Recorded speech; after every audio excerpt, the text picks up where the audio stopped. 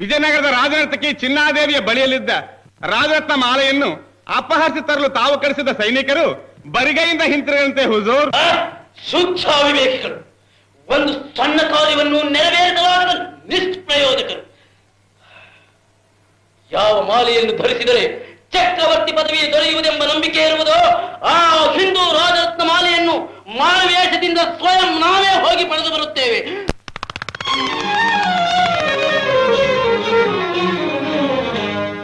ಕೃಷ್ಣ, ಅಪ್ಪಾಜಿ, ಇದು ನಮ್ಮ ಗುಪ್ತಚಾರರು ಪಾರಿವಾಳದ ಅಂಚೆಯಲ್ಲಿ ಕಳುಹಿಸಿರುವ ಓಲೆ.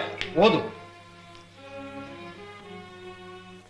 ಅಮೂಲ್ಯವಾದ ಹಿಂದೂ ರಾಜರತ್ನ ಮಾಲೆ ನಮ್ಮ ನಗರದಲ್ಲೇ ಎಲ್ಲೋ ಅಡಗಿದೆಯಂತೆ. ಅದನ್ನು ಅಪಹರಿಸಿಕೊಂಡು ಹೋಗಲು ಬಹುಮನಿಯ ಗೂಢಚಾರರು ಮಾರುವೇಷದಿಂದ ನಗರದ ಬೀದಿಗಳಲ್ಲಿ ಸುತ್ತುತ್ತಿದ್ದಾರಂತೆ. ಅಪ್ಪಾಜಿ, ಆ ಗೂಢಚಾರರನ್ನು ಈ ಕ್ಷಣವೇ. ಆತುರ ಪಡಬೇಡ, ಹೀಗೆ ಬಾ.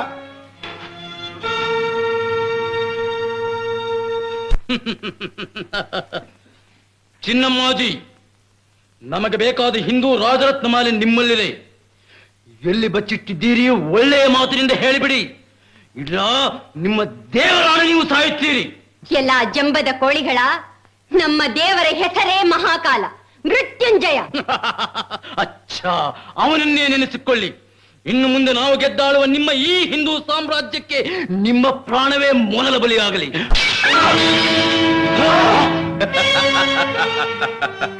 ನಿಮ್ಮ ಕೈಜಾರದ ಕತ್ತಿಗಳನ್ನು ಮತ್ತೆ ಎತ್ತಿಕೊಳ್ಳುವ ರಣಚಾತುರ್ಯವೇ ಗೊತ್ತಿಲ್ಲ. ಹಿಂದೂ ರಾಜ್ಯವನ್ನು ಗೆದ್ದಾಳುವ ಗಂಡಸರೇನೋ ನೀವೆಲ್ಲ ಹೆಂಬೇಡಿಗಳ. ತೆಗೆದುಕೊಳ್ಳಿ ನಿಮ್ಮ ರಣಕತ್ತಿಗಳನ್ನು.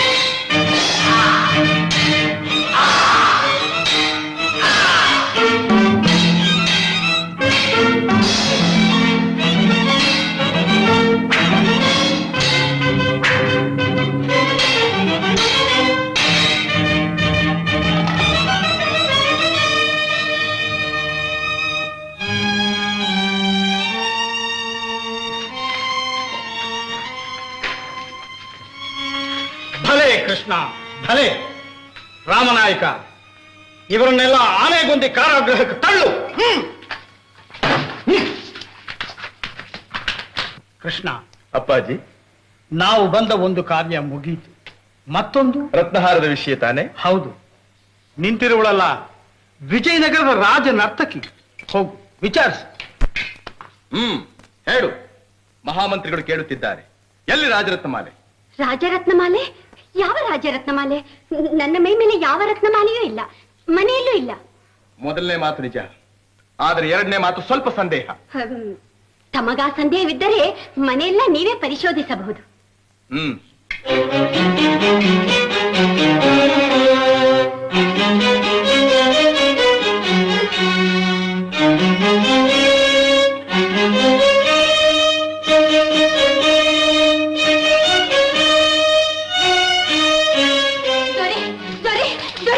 ಇದನ್ನು ಮಾತ್ರ ತೆರೆಯಬೇಡಿ. ಅಂದರೆ? ಮನ್ನಿಸಿ ದೊರೆ, ಇದು ನನ್ನ ಮನೆ ದೇವರ ಗರ್ಭಗುಡಿ. ನಾವೀಗ ಅಪ್ಪಾಜಿಯವರ ಆಜ್ಞಾ ಪಾಲಕರೇ ವಿನಃ ನಿನ್ನ ಪ್ರಾರ್ಥನಾ ಲಾಲಕರಲ್ಲ. ದೊರೆ,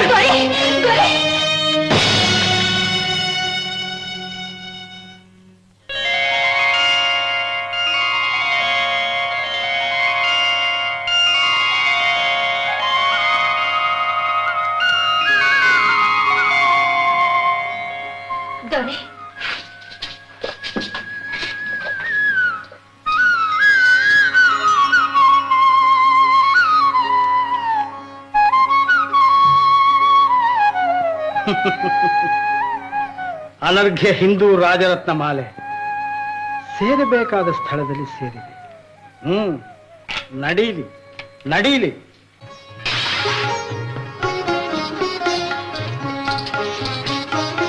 ನಿನ್ನಂತಹ ಧೀರಮತಿಯನ್ನು ನಾವು ಏನೆಂದು ಕೂಗಿ ಕರೆಯೋಣ? ಅಕ್ಕರೆಯಿಂದ ಅಚ್ಚ ಕನ್ನಡದಲ್ಲಿ ಚಿನ್ನ ಎಂದರೆ ಸಾಕು. ಆಹಾ, ಚಿನ್ನ ಸರಿಯೇ?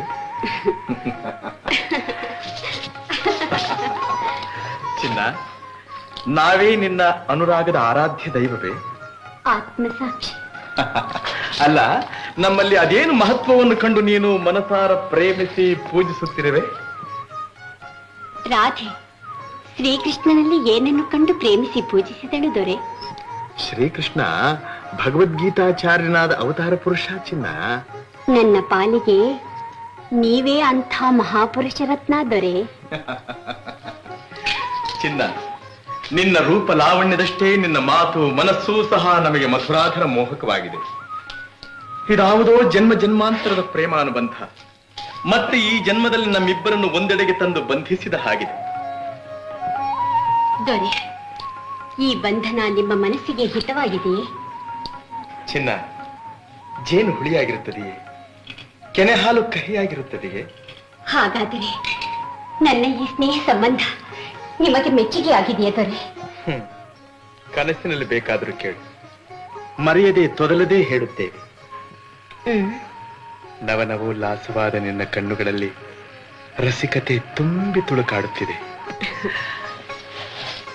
ಚಿನ್ನ, ಈ ಆಲಿಂಗನದಲ್ಲಿ ಆನಂದದ ಅಮಲಿದೆ. ಈ ಮೈ ಬೆವರಿನಲ್ಲಿ ಜಾಜಿ ಸಂಪಿಗೆಯ ಕಂಪಿದೆ. ಅಂದ ಚಂದದ ಈ ದೇಹವಂತೂ ರಸದಾಳೆ ಕಬ್ಬಿನ ಜಲ್ಲೆಯಂತಿದೆ. ಚಿನ್ನ, ಚಿನ್ನ. ದೊರೆ, ನೀವು ವಿಜಯನಗರ ಸಾಮ್ರಾಜ್ಯದ ಉದಯ ಸೂರ್ಯ.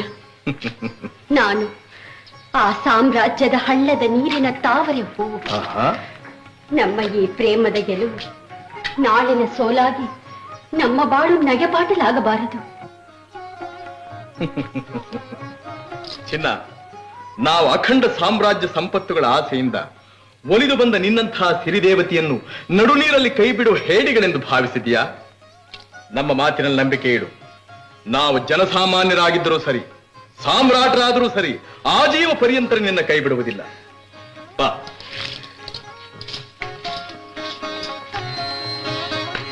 ಈ ಮಾತಿಗೆ ಶ್ರೀ ವಿಜಯ ವಿರೂಪಾಕ್ಷ ಸ್ವಾಮಿಯೇ ಸರ್ವತ್ರ ಸಾಕ್ಷಿ.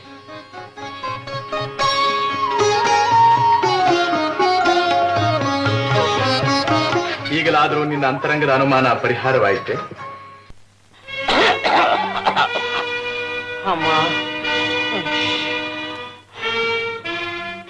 ಅಣ್ಣನವರ ದೇಹ ಸ್ಥಿತಿ ಅಷ್ಟೊಂದು ಹದಗೆಟ್ಟಿದೆಯೇ? ದೇವರ ಮೇಲೆ ಬರ ಹಾಕಿ ನೀವು ಔಷಧಿ ಕೊಡಿ, ಅವನಿಚ್ಛೆಯಂತೆ ಆಗಲಿ. ಅಚ್ಯುತ,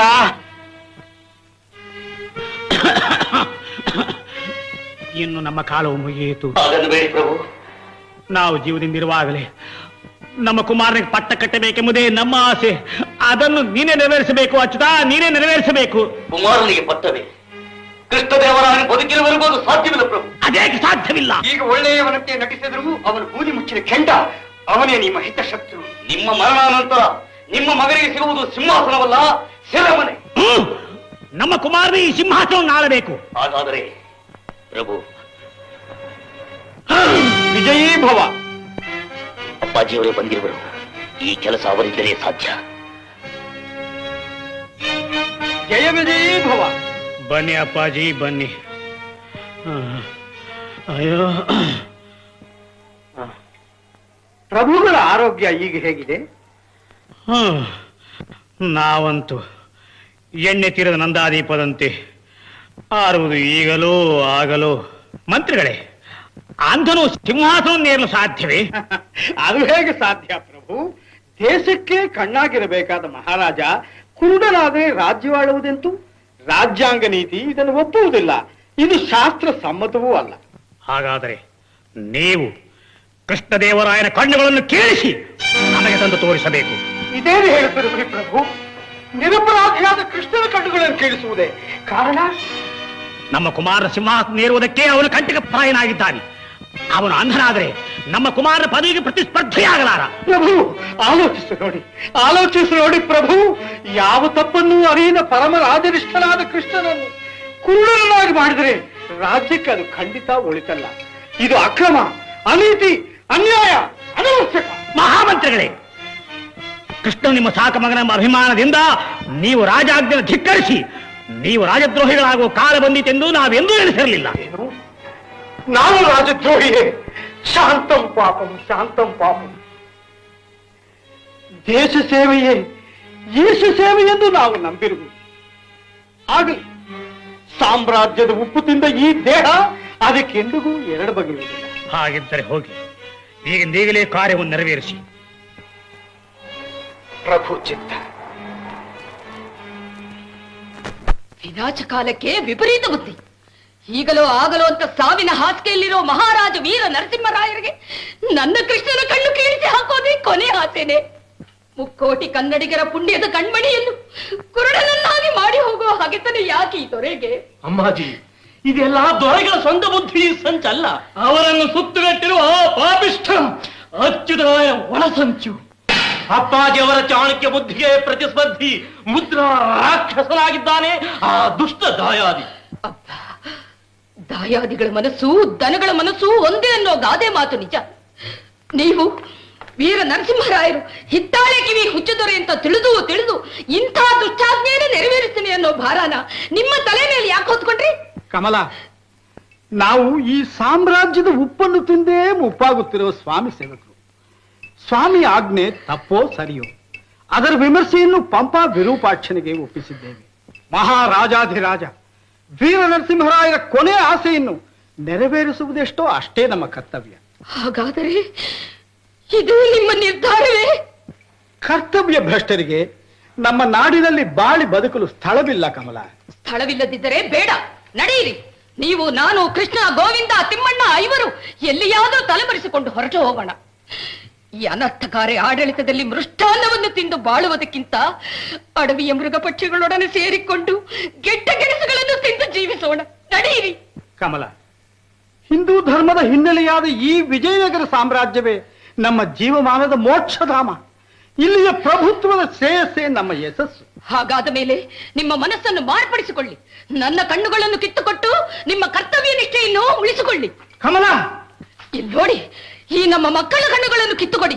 ಕಮಲ, ಇಲ್ಲ, ನಿಮ್ಮ ಕಣ್ಣುಗಳನ್ನೇ ಕಿತ್ತುಕೊಟ್ಟು ನಿಮ್ಮ ರಾಜಭಕ್ತಿಯನ್ನು ಪ್ರದರ್ಶಿಸಿ. ಆದರೆ ನನ್ನ ಕೃಷ್ಣನ ಕಣ್ಣುಗಳನ್ನು ಮಾತ್ರ ಕೀಳಿಸಬೇಡಿ.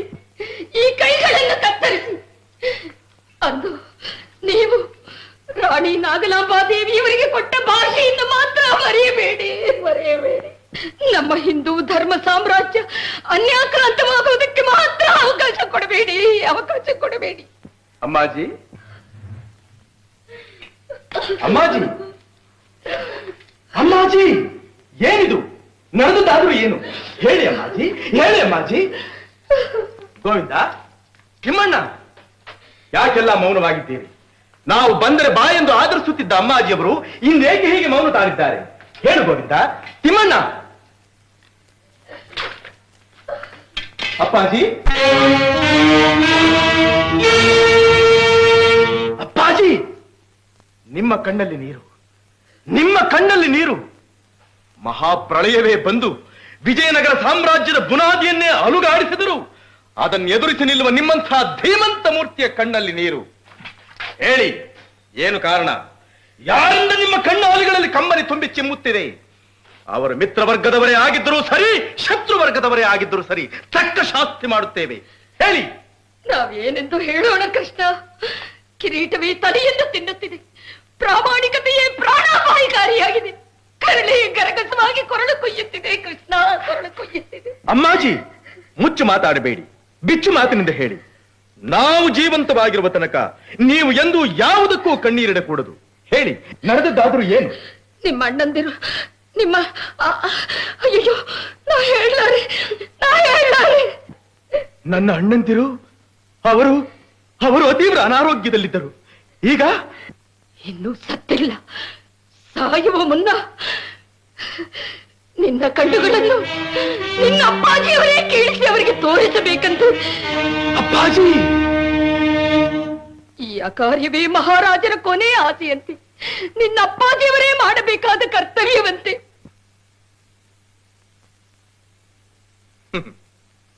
ಹಿಂದೂ ರಾಜ್ಯದಲ್ಲಿ ಇಂದು ಒಂದೇ ತಂದೆ ಮಕ್ಕಳಾದ ಅಣ್ಣ ತಮ್ಮಂದಿರಲ್ಲಿ ಒಬ್ಬರ ಹೃದಯದಲ್ಲಿ ವಾತ್ಸಲ್ಯ, ಮತ್ತೊಬ್ಬರ ಹೃದಯದಲ್ಲಿ ಮಾತ್ಸರ್ಯ. ಒಂದೆಡೆ ಹರ್ಷದ ಹಾಲು ತುಂಬಿದ್ದರೆ ಮತ್ತೊಂದೆಡೆ ಹಗೆತನದ ಹಾಲಾಹಲ ಉಕ್ಕುತ್ತಿದೆ. ಅಪ್ಪಾಜಿ, ನಿಮ್ಮ ಕರ್ತವ್ಯ ಪಾಲನೆ ನೀವು ಮಾಡಿ. ಭಾರತದ ಪುಣ್ಯ ಚರಿತ್ರೆಯಲ್ಲಿ ಎಷ್ಟೋ ಜನ ತಮ್ಮಂದಿರು ತಮ್ಮ ಅಣ್ಣಂದಿರ ಆತ್ಮ ಸಂತೃಪ್ತಿಗಾಗಿ ತಮ್ಮ ಸುಖ ಸಂತೋಷಗಳನ್ನು ತ್ಯಾಗ ಮಾಡಿದ್ದಾರೆ, ಜೀವನಗಳನ್ನೇ ಬಲಿ ಕೊಟ್ಟಿದ್ದಾರೆ. ನಮ್ಮ ಅಣ್ಣಂದಿರಿಗೆ ಕೇವಲ ನಮ್ಮ ಕಣ್ಣುಗಳನ್ನು ಕೀಳಿಸಿ ನೋಡುವುದರಿಂದ ನೆಮ್ಮದಿಯ ಸ್ವರ್ಗ ಸಿಕ್ಕುವುದಾದರೆ ನಮ್ಮ ಜನ್ಮ ಧನ್ಯ. ಅಪ್ಪಾಜಿ, ಏನನ್ನು ಆಲೋಚಿಸುತ್ತಿದ್ದೀರಿ? ಆಲೋಚನೆಗಿಂತ ಕರ್ತವ್ಯವೇ ದೊಡ್ಡದೆಂದು ನೀವೇ ಹೇಳಿದ್ದೀರಿ. ರಾಜಾಜ್ಞೆಯಂತೆ ನಡೆಯುತ್ತೀರೋ ಇಲ್ಲ ನಾವೇ ನಡೆಯೋಣವೋ? ಬೇಡ. ನದಿಯ ಪಾಲಾಗುತ್ತಿದ್ದ ನಿನ್ನನ್ನು ನಿನ್ನ ಹೆತ್ತ ತಾಯಿಯಿಂದ ಬೇಡಿ ತೆಗೆದುಕೊಂಡು ಸಾಕಿ ಸಲಹಿ ಬೆಳೆಸಿ ಬಂದ ನಮ್ಮ ಕೈಯಿಂದಲೇ ನಿನಗೆ ಶಿಕ್ಷೆ ಆಗಬೇಕೆಂದು ರಾಜಾಜ್ಞೆ. ಇದು ನ್ಯಾಯವೋ ಅನ್ಯಾಯ, ಧರ್ಮವೋ ಅಧರ್ಮವೋ, ಪಾಪವೋ ಪುಣ್ಯವೋ ವಿವೇಚಿಸಲು ನಮಗೆ ಅಧಿಕಾರವಿಲ್ಲ. ಇದು ರಾಜಾಜ್ಞೆ.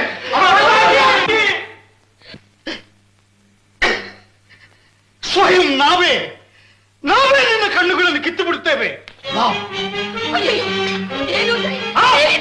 ಕೆಲಸ ಮಾಡಬೇಡಿ. ಅಪ್ಪಾಜಿ